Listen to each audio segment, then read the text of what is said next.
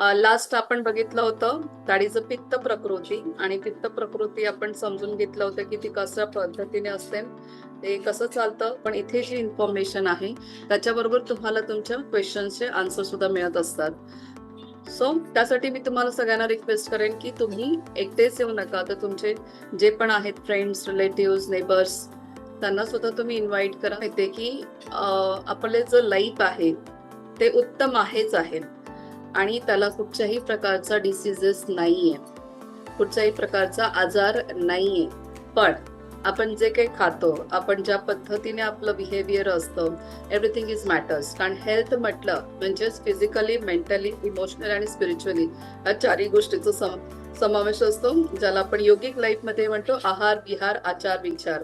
So या चार गोष्टींचं आपल्याला बॅलन्स कसं करायचं असतं, आणि त्यासाठी सगळ्यात फर्स्ट जो असतो दॅट इज तुमची प्रकृती कुठची असते. जसं सर्वांना माहितीये की पित्त, कफ, वात ह्या प्रकारचे प्रकृती असते, आणि त्याच्यावर डिसाइड आजचा आपला जो सब्जेक्ट आहे दॅट इज कफ प्रकृती. सो कफ प्रकृती बऱ्याच लोकांना नाव माहितीये, नावावरणाचं आहे. कफ म्हणजे खोकला आणि सर्दी, हा सगळ्यांना माहिती असतो. पण ऍक्च्युअली मध्ये कफ प्रकृती काय आहे ते आपल्याला डॉक्टर रश्मींकडनं कळणारच आहे. मग की हेल्थ म्हणजे नुसती लॅक ऑफ डिसीज नाहीये, है ना. Spiritual, mental, emotional. तर याला आयुर्वेदामध्ये एक श्लोक सांगितलेला आहे, समदोषाः समाग्निश्च समधातु मलक्रियाः प्रसन्न आत्मेंद्रिय मनः स्वस्थ्य इति अभिधीयते. तर वात आणि पित्त आपण दोन दोष बघितलेले आहेत. आता आपण कफ दोषाकडे जाऊयात. तिसरा शरीरातला दोष, महत्वाचा दोष. जसं वाताचे काही फंक्शन आहेत, पित्ताचे काही फंक्शन आहेत, तसे कफ दोषाचे पण फंक्शन आहेत. मला आणखीन एक एक्सप्लेन करायचं की कुठलाही दोष शरीरामधला हा ज्या वेळेला प्राकृत अवस्थेत असतो, म्हणजे त्याचे जे फंक्शन्स व्यवस्थित करत असताना व्याधी उत्पन्न होत नाही. म्हणजे पित्त प्राकृत आहे तर तुम्हाला पित्ताचा त्रास होत नाही.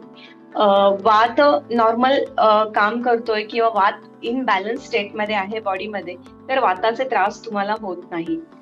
पण जर तो दोष बिघडला, त्याच्या गुणांच्या मध्ये बदल झाला, तर मात्र तुम्हाला वाताचे आजार, पित्ताचे आजार किंवा कफाचे आजार व्हायला लागतात. मग हा प्राकृत कफ किंवा प्राकृत पित्त नसतं, हे विकृत कफ आणि विकृत पित्त किंवा विकृत वात असतो.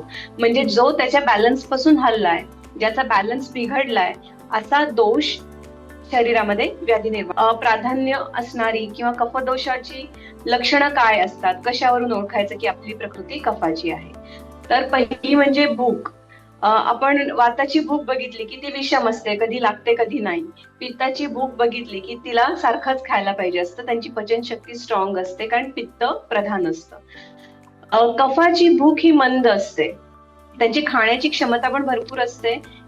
भूक कमी असते, पण ते भरपूर खाऊ शकतात आणि भरपूर खाल्लेलं पचवायला सुद्धा त्यांना भरपूर वेळ लागतो. म्हणजे थोडक्यात मी बासुंदीचं जेवण केलंय आज, तर वाताच्या प्रकृतीचा काही सांगता येत नाही. वाताचा कोठ आहे किंवा वाताचा अग्नी आहे, त्यांना भूक लागेल पण नाही लागेल. पण पित्ताचे परत संध्याकाळी व्यवस्थित भरपेट जेवायला तयार असतील, आणि कफाचे म्हणतील की नाही आता मला भूक नाहीये, मी आज काहीतरी डाळ खिचडी खाईन किंवा मी सूप वगैरे घेईन. तो त्या अग्नीनुसार तो माणूस रिॲक्ट करेल. आणखी झोप. कफाच्या लोकांची झोप असते ती खूप डीप असते. सकाळी उठायचा आळस असतो, व्यायामाचा आळस असतो, सगळं निवांत असतं. जसं हे शारीरिक लेवलला असतं, तसं मानसिक लेवलला जर कफ जास्त असेल तर हेच असतं की धैर्य, पेशन्स यांच्यामध्ये खूप असतात. एखादी गोष्ट पित्तामध्ये मी म्हणलं की आकलन शक्ती फास्ट असते. मी एखादी गोष्ट एक्सप्लेन केली, यांना कळलं, यांनी निर्णय घेतला. पण कफाचं जाणून घेतील, विचार करतील आणि मग रिएक्शन देतील. प्रकृतीची असते ती स्निग्ध असते, म्हणजे कोरडेपणा कमी. वाताची आपण म्हणले की भरपूर लोशन किंवा भरपूर तेल ऍब्सॉर्ब करेल. कफाच्या स्किनला थंडीमध्ये सुद्धा मॉइश्चरायझर लावायची गरज पडत नाही. म्हणजे फार थोडंफार लावलं तरी चालेल. अगदी ड्राय झालीये स्किन, खूप कोरडी झालीये स्किन, असं होत नाही. केस सुद्धा यांचे जाड असतात, जाड क्वालिटी चांगली असते केसांची, आणि हे असतात घनदाट केस, लांब केस म्हणतो ना आपण, असं वर्णनात येणारे यांचे केस असतात.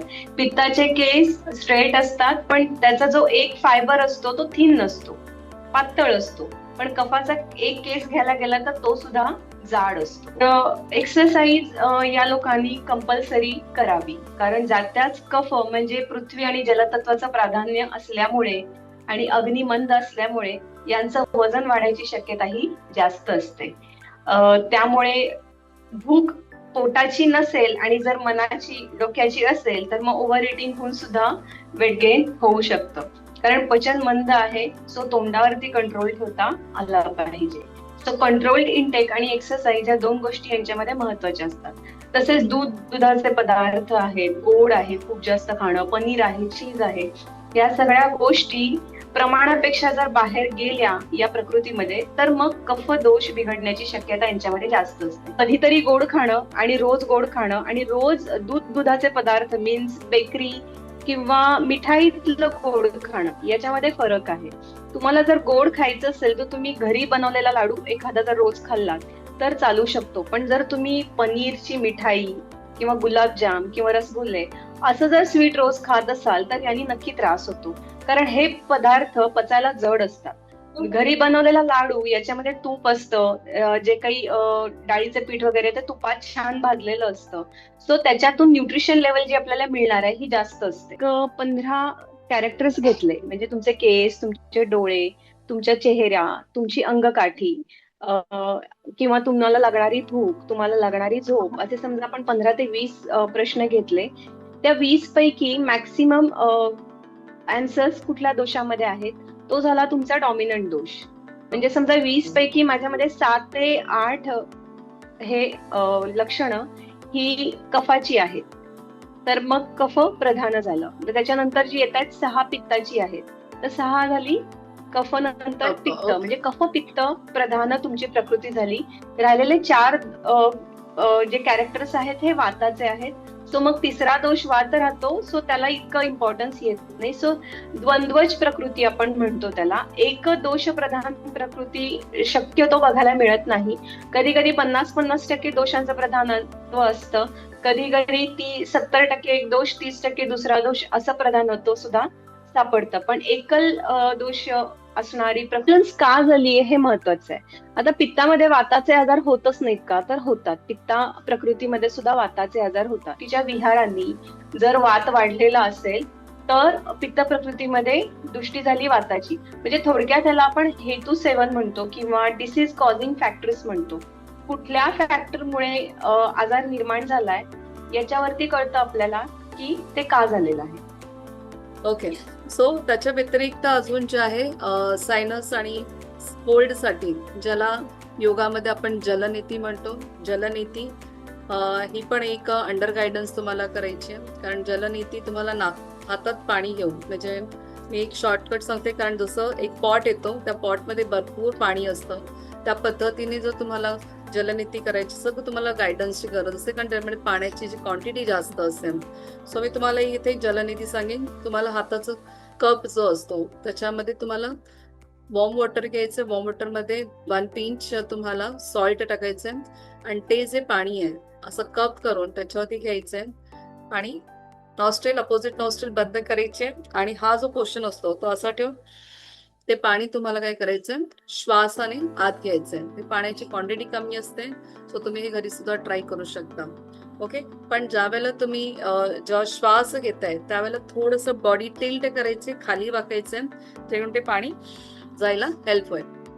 सो सेम थिंग नेक्स्ट नॉस्ट्रेल साठी सुद्धा तुम्हाला दुसऱ्या हाताचं कप बनवायचंय, अपोजिट नॉस्ट्रेल क्लोज करायचे आणि अशा पद्धतीने तुम्हाला पाणी काय करायचंय, ब्रीथ करायचंय, जेणेकरून ते पाणी तुमच्या नॉस्ट्रेल मध्ये, एक तर सेम नॉस्ट्रेल मधून पाणी जाऊन बाहेर येतं किंवा एक तर जास्त पाणी असेल तर ते घशातून बाहेर येतं. So that is a normal, so don't worry about it.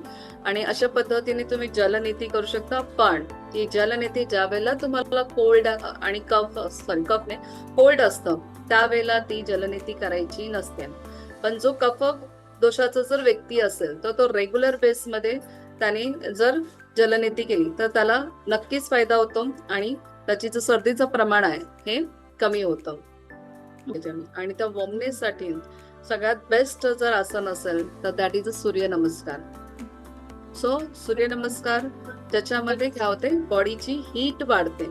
आणि सो भस्त्रिका अशा पद्धतीने असते की मी तुम्हाला एक दाखवते की हात अशा पद्धतीने ठेवायचा आणि श्वास घेत हात असं घेऊन जायचं आणि डोल. सो इट लाईक फोर्सफुली तुम्हाला कम्प्लिटली काय करायचं, श्वास सोडायचा आहे. सो ह्याची तुम्हाला ॲट अ टाइम तुम्ही 5 to 10 राऊंड्स करू शकता. असे 5 to 10. पण ह्याला सुद्धा एक आहे की ज्याला हाय बीपीचा त्रास आहे त्याने हे जास्त करू नये. त्याने एक राऊंड केलं त्याच्यामध्ये 5 ते 10 राऊंड्स असतील आणि निघून जाईल. पण जर तर हाय बीपीचा प्रॉब्लेम नाहीये त्याने 3 सेट केले तरी चालतील, 5 सेट केले तरी चालतील. ओके.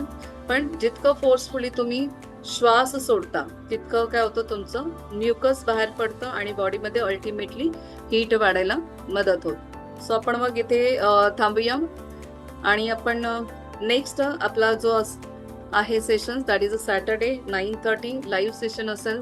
त्याच्यामध्ये आपला नेक्स्ट टॉपिक जो आहे मनस प्रकृती. मनस प्रकृती म्हणजे तुमची मनाची प्रकृती कशी असते आणि मन कशा पद्धतीने काम करतं ह्याच्यावरती आपण बघणार आहोत. So again I request to everyone की please share the message to